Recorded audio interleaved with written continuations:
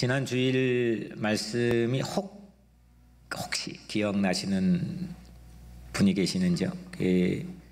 어디에 계신 예수님 만났죠?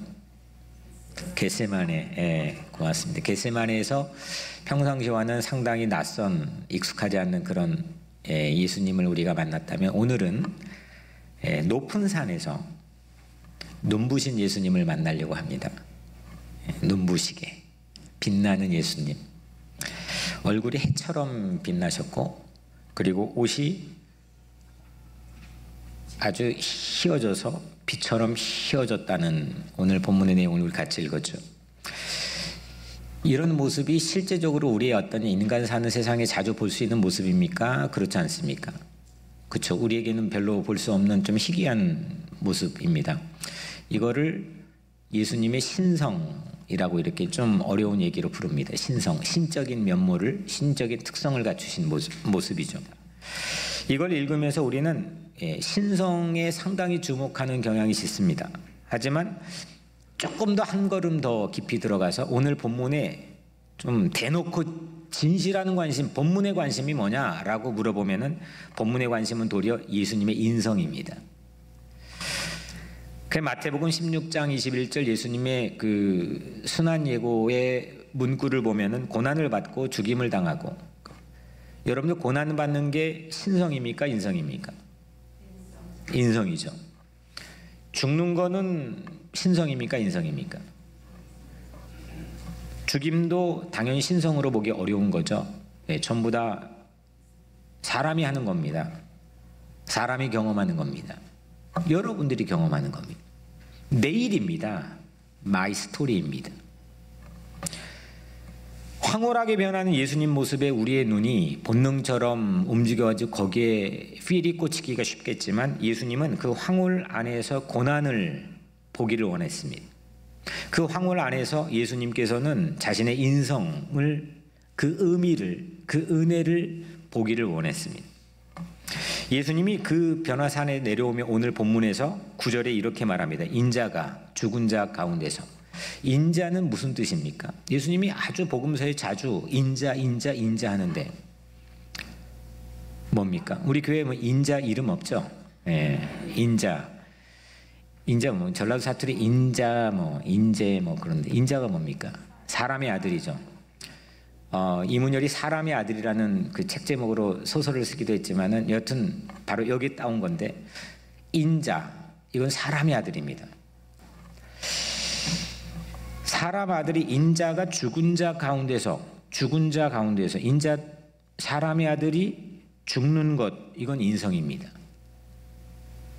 12절에도 인자도 이와 같이 그들의 고난을 받으리라. 사람의 아들이 고난을 받겠다. 이거 예수님 말씀하고 자기를 가리켜 말씀하시는 거거든요. 인자가 고난받고 죽는 것, 이게 변화산에서 예수님이 들려주신 핵심 메시지입니다. 예수님께서 신의 자리, 황홀한 하나님의 아들, 하나님께서 오늘 본문에서 이는 내 사랑하는 아들이요 기뻐하는 자라, 하나님의 아들이라고 하나님께서 불러주셨거든요.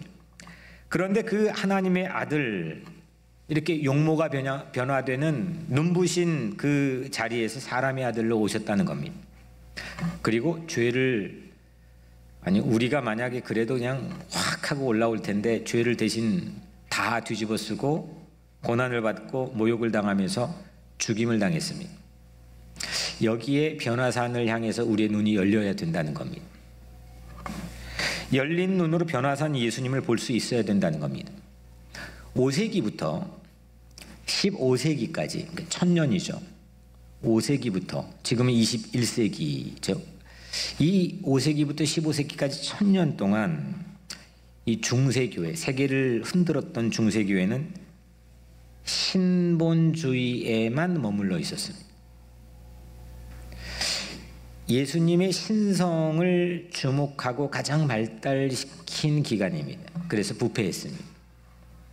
거기만 갇혀 있어서 인자로 겸허하게 이 땅 가장 낮은 자리에 내려오셔서 고난받고 십자가에 매달려 죽는 예수님을 말은 하는데 그 맞이할 만한 실력도 영성도 준비도 하지 못했습니다. 그것을 그 1000년을 확 깨고 15세기에 뭐가 세상에 새로운 사조로 등장했느냐? 르네상스가 등장했습니다. 우리나라 말로 하면 인문주의입니다. 르네상스, 뭐 몰라도 됩니다. 르네상스, 인문주의, 아니면 다른 말로는 휴머니즘이라고 부릅니다. 왜냐하면 신본주의라는 1000년 동안 야야 이렇게 살아서는 안 되겠다. 많은 이 도처의 세계에 깨어난 사람들이 목숨을 내걸고 일어났습니다. 그 힘으로 무엇가 발명되느냐? 인쇄술이 발명됐습니다. 이게 카피 복사해가지고 찍어내는 기술이 발명됐습니다. 그래서 성경을 당시에 하나 라틴어로만 해가지고 그 이외에 번역을 하면 화형을 시키는 겁니다. 신적인 언어이기 때문에 그걸 함부로 복사할 수가 없습니다. 함부로 누구나 읽을 수가 없습니다. 그런데 시장판의 언어로, 민중의 언어로 그걸 번역했습니다. 그리고 그걸 읽게 했습니다. 거기서 종교 개혁이 일어났습니다. 세상의 무대가 바뀌었습니다. 그 후손들이 누구냐? 우리들입니다. 그거를 개혁교회, Reformed Church, 좀 중국식 음력으로 하면은 개신교라고 부릅니다. 우리들입니다. 500년이 지났습니다. 15세기부터 지금까지. 그런데 지난 500년은 이 르네상스 인문주의에 시작된 계몽주의의 영향 아래서 종교개혁을 이뤘던 개신교회가 도리어 점점점 힘을 잃어가고 있습니다. 이거는 최근 일만이 아니라 이 500년 동안 점점 그 기세가 퇴락하고 있습니다. 신앙의 본래 본연의 힘인 신본, 초월, 이 힘을 전부 잃어가고 있습니다. 영어 속담에 보면은 Don't throw the baby with the water. 목욕물 버리다가 아기까지 버렸다. 목욕물 버려야 되는데 아기 버리면 어떻게 돼요? 큰일 나는 거죠. 저에게 쌍둥이 났을 때 둘째가 1살 터울이라 3명을 제가 목욕을 시킨 적이 있거든요. 정신없습니다. 이 아기가 혹시 그냥 딸려 나갈까 봐 물을 버리는데 큰일 나는 겁니다. 그런데 이 격언, 이 속담이 아주 자주 종교개혁의 후손인 우리를 향할 때가 아주 많습니다. 정말 중요한 본질까지 이거 버리려다 다 버려버립니다. 이게 인간의 우둔함입니다. 신성만 버리려다 그러니까 신성을 버리는 게 아니라 신성만 고집했던, 여기만 고집했던 그거를 버리려다가 신앙까지 버려버렸어요. 여러분들 신본, 보통 요즘 뭐 크리스찬들 보면은 인본이라는 거를 나쁘고 신본은 좋다 뭐 이런 어떤 이미지를 가지고 있는데 신본, 인본 다 나쁜 게 아닙니다. 악용하는 인간의 생각과 제도가 나쁜 겁니다.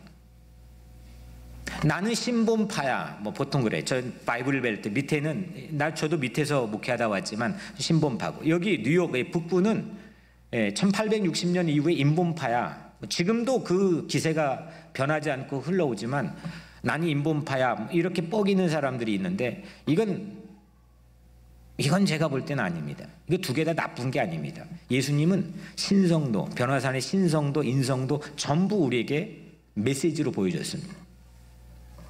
그걸 악용하는 인간의 어떤 고집스러운 생각과 욕망이 나쁜 겁니다. 하나님의 사랑은 신본입니다. 하나님을 정말 마음과 뜻과 정성을 다해 내 모든 걸 바쳐 사랑하는 건 신본입니다. 그리고 이웃사랑, 이거는 인본입니다. 하나님의 아들이자, 오늘 하나님의 아들로 불렸습니다. 그리고 사람의 아들로 고백했습니다. 하나님의 아들이자 사람의 아들로 불려진 예수님, 그 예수님 안에서 이 신본과 인본은 하나였습니다. 결국 오늘 변화산에서 우리가 주목해 봐야 될 것은 신성도, 인성도 예수님 안에서는 하나라는 겁니다. 그리고 우리 안에서도 하나여야 됩니다. 하나님 사랑, 이웃 사랑, 교회 안에서 하나여야 됩니다. 이게 저를 통해서 교회를 섬기게 하신, 그리고 제가 목회하고자 하는 가장 중요한 방향입니다. 지난주 며칠 전입니다. 제 기사에서 봤는데 미국 최대 교단이 남침내 교단입니다. 서던 베프티스트라고 제가 아까 말씀드렸던 바이블 벨트죠. 저 밑쪽에 있는 텍사스, 알라바마, 조지아 이쪽입니다. 그쪽에 미국 거기 다 포진되어 있고 지금도 미국 최대 교단입니다. 격차가 엄청납니다. 근데 그 교단 총회에서 이례적인 발표를 해서 세계가 깜짝 미국이 깜짝 놀랐던 그런 기사를 봤습니다. 뭐냐면 번영 복음, 영어로는 prosperity gospel. 번영 복음은 잘못된 가르침으로 교단 차원에서 강력하게 거부하는 결의안을 채택했습니다. 그쪽에서 번영 복음이 시작됐습니다. 제가 유니온에서 공부할 때 18세기 후반부터 이 미국에서 번영 복음이 시작했습니다. 지금은 조엘 오스틴 대표적으로 얘기하지만은 이건 아주 오래된 미국의 역사와 교회를 같이 합니다. 근데 이 자기들 품에서 시작된 번영 복음을 잘못된 가르침이라고 결의안을 채택하는 건 매우 이례적입니다. 번영 복음은 뭐냐면 재정 축복, 물질에 대한 풍요함이 하나님의 뜻이라고 믿습니다. 그러면 이걸 바꿔보면은 가난한 사람은 하나님의 뜻을 잘 지키지 않는 겁니다. 신앙이 부를 증가시킨다고 믿는 겁니다. 이게 번영복음입니다. 번영복음은 제 고백으로는 신본의 오만, 신성의 오만과 인본의 과잉, 지멋대로 과잉, 이게 결합한 괴물이 미국의 번영복음입니다. 이게 우리에게도 다 무언의 영향을 미치고 있습니다. 저에게도 마찬가지입니다. 아닌 척하지만 어느 순간 저도 말하고 생각할 때 보면은 이 영향을 안 받았다고 쉽게 이야기가 어렵다라는 생각을 갖습니다. 그 회개하기도 합니다. 그 서던 베프티스트의 교단이 결의안의 채택 이유를 이렇게 밝힙니다. 제가 그대로 읽어드리면 번영복음은 예수의 희생과 십자가의 죽음이 교인들에게 건강과 물질적 부를 제공하는 한편 질병과 가난에서 벗어나게 한다고 가르쳤다.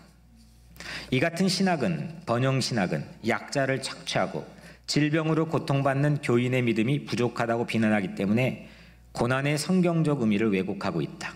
이게 채택 이유입니다. 그러니까 이를테면 아파요. 그 사람 왜 아프냐? 안 나요. 왜 안 나느냐? 믿음이 부족하기 때문에.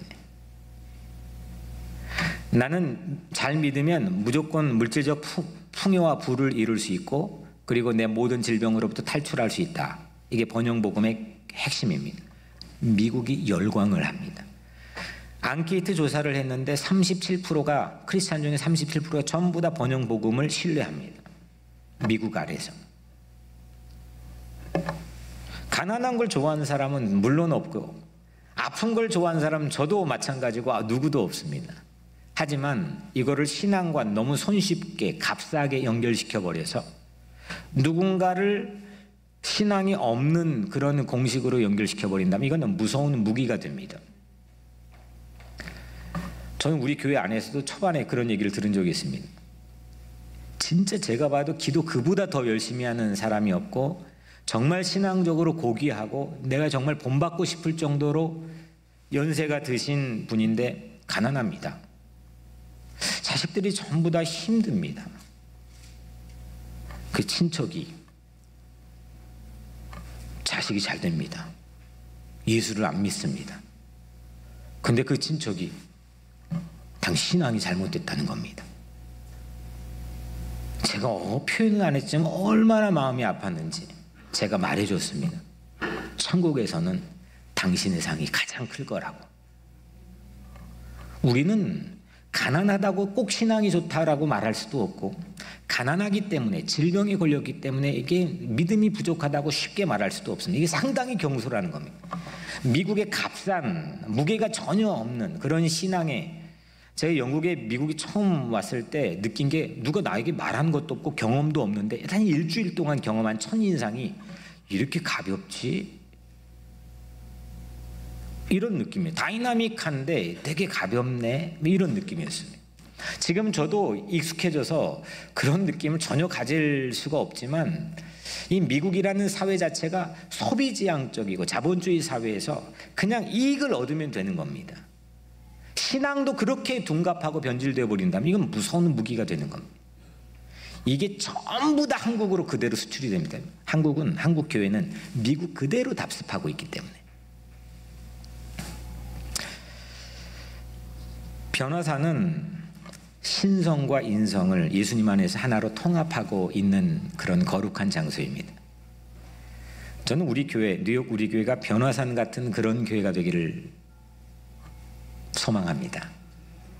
중세 1000년 동안의 교조를 답습하지 않고 근대 500년 동안의 오류에 빠지지 않는 교회, 오직 예수가 주인인 교회, 예수님처럼 그렇게 살려고 애통해야 하는 교회, 그런 교회 안에 하나님의 위로가 있는 거고 천국이 우리의 것이고 세상 어떤 어려움에서도 담대하게 두려워하지 않고 나가는 공동체가 되기를 소망합니다. 이렇게 그래서 좀 기도의 가이드라인을 제시하면 이런 기도했으면 좋겠습니다. 하나님의 아들이신 예수님 때문에 하나님을 사랑하고 사람의 아들로 오신 예수님처럼 이웃을 내 몸처럼 사랑하게 하소서. 십자가 시련이 영광을 약속함을 잊지 않게 하시고 영광으로 오만에 빠지지 않게 하시며 영광은 십자가 시련을 통해 성취되는 것을 깨닫게 하소서. 번영복음으로 참 복음을 왜곡하지 않게 하시고 고난 속에서 영광을, 영광 속에서 고난을 보게 하소서.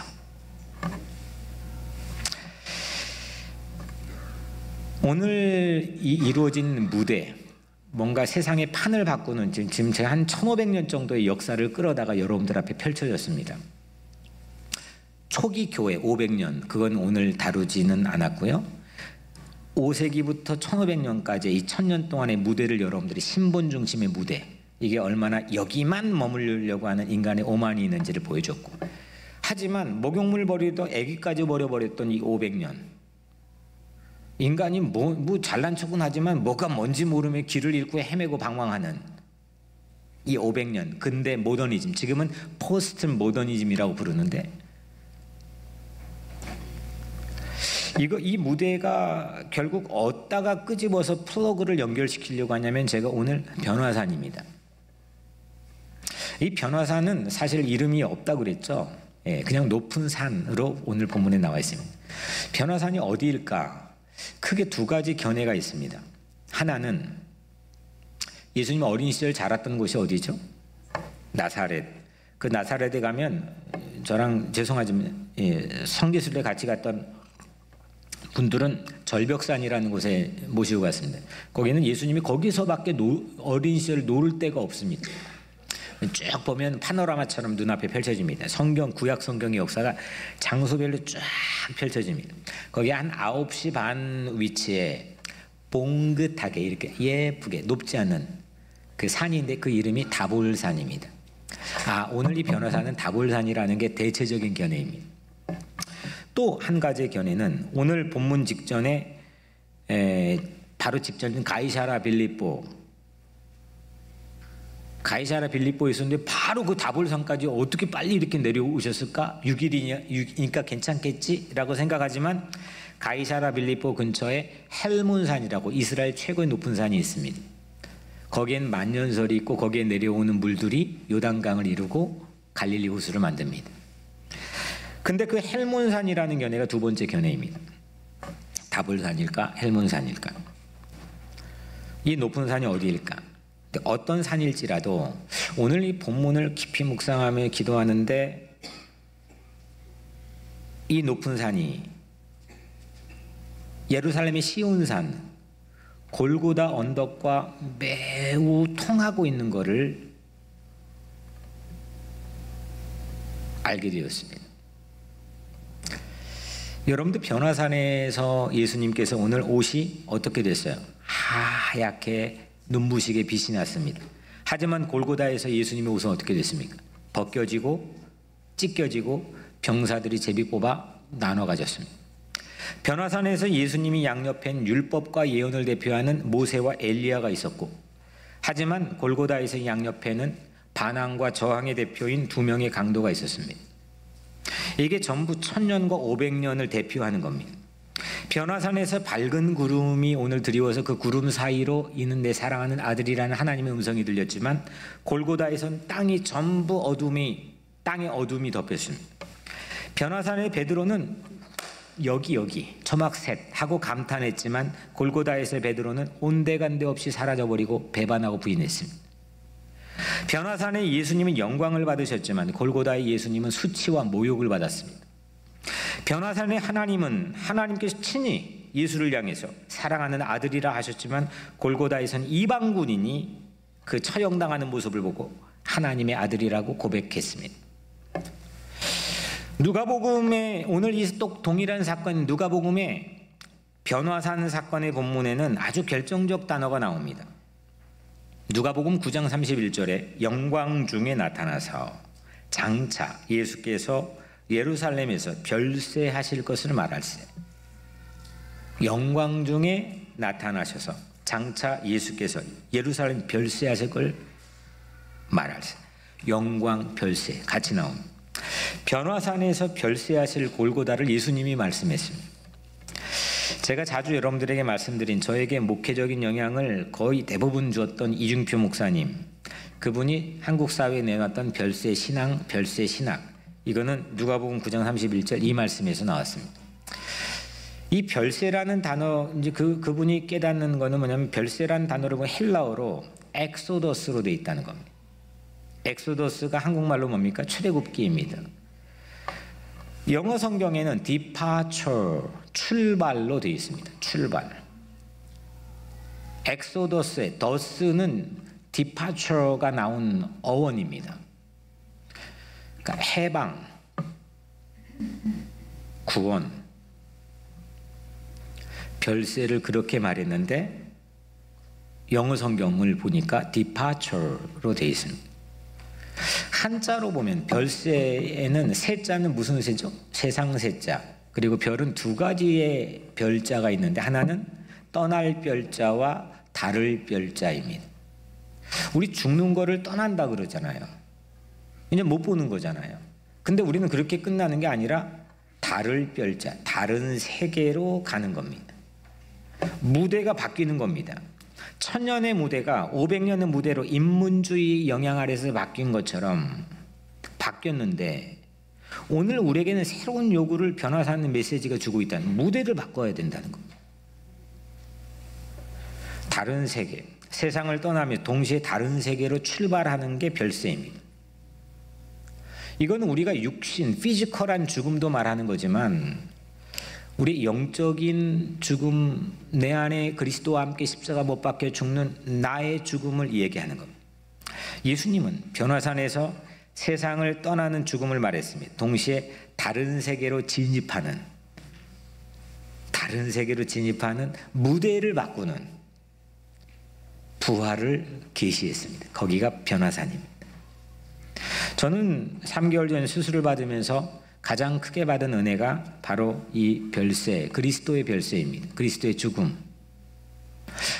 내가 죽음이라고 하는 것 앞에 선다면 내 안에 그리스도가 제공해 준 은혜와 신앙이 워킹하느냐, 이걸 내가 시험해 볼 수 있는 무대였습니다. 죽어 떠나야 다른 세계로 진입할 수 있는 은혜입니다. 물론 누구도 거기에 자신할 수가 없지만, 오늘 변화산이 우리에게 주고 있는 매우 중요한 유익이 있다는 겁니다. 변화산에서 죽음과 부활은 하나입니다. 신성과 인성은 하나입니다. 나는 인성파야, 나는 신성파야, 그럴 이유가 없습니다. 저는 우리 교회를 13년 동안 섬기면서 그렇게 옷을 입히고 방향을 가게 하기 위해서 노력하고 있습니다. 기도도 하지만, 그 기도로부터 오는 놀랍고 은밀한 세계 진입도 하지만 산에 내려와서 고난받고 있는 이웃의 현실에 우리가 함께 참여하고 동참하는 겁니다. 하지만 또 이웃의 현실에 동참한다고 해서 하나님을 잃어버리면 그거는 목욕물 버리다가 애기 버리는 것과 동일한 겁니다. 지난 500년이 반복했습니다.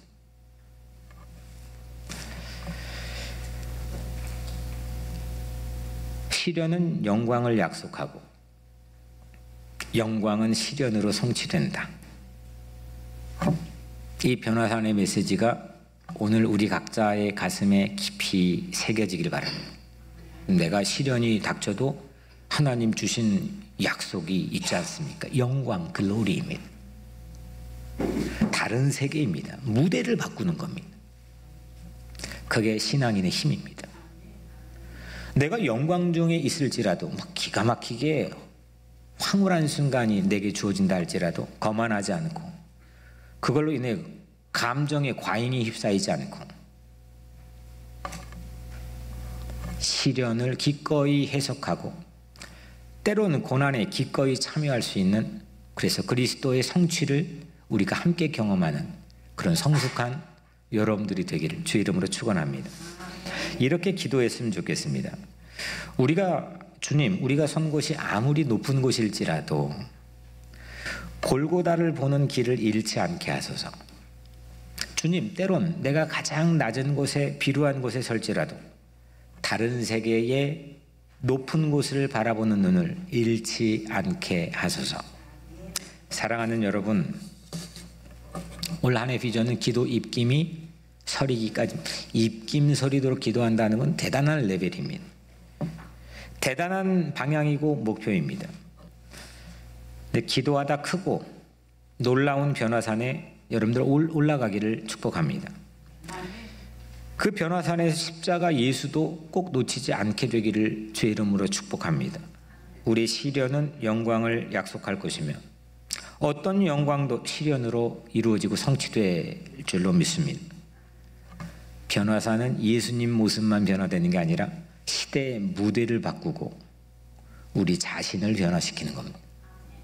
오늘 변화산의 본문을 바라보면서 여러분들의 심령이 변화되고 내 눈이 변화되고 내 생각과 마음이 변화돼서 오만에 휩싸이지도 않고 위축되지도 않고 내 감정의 과잉에 휩싸여 흥청망청 살지도 않으며 오직 주님이 걸어가신 길을 함께 따라가는 그런 동역자가 여러분들이 되기를 주님의 이름으로 간절히 축원합니다.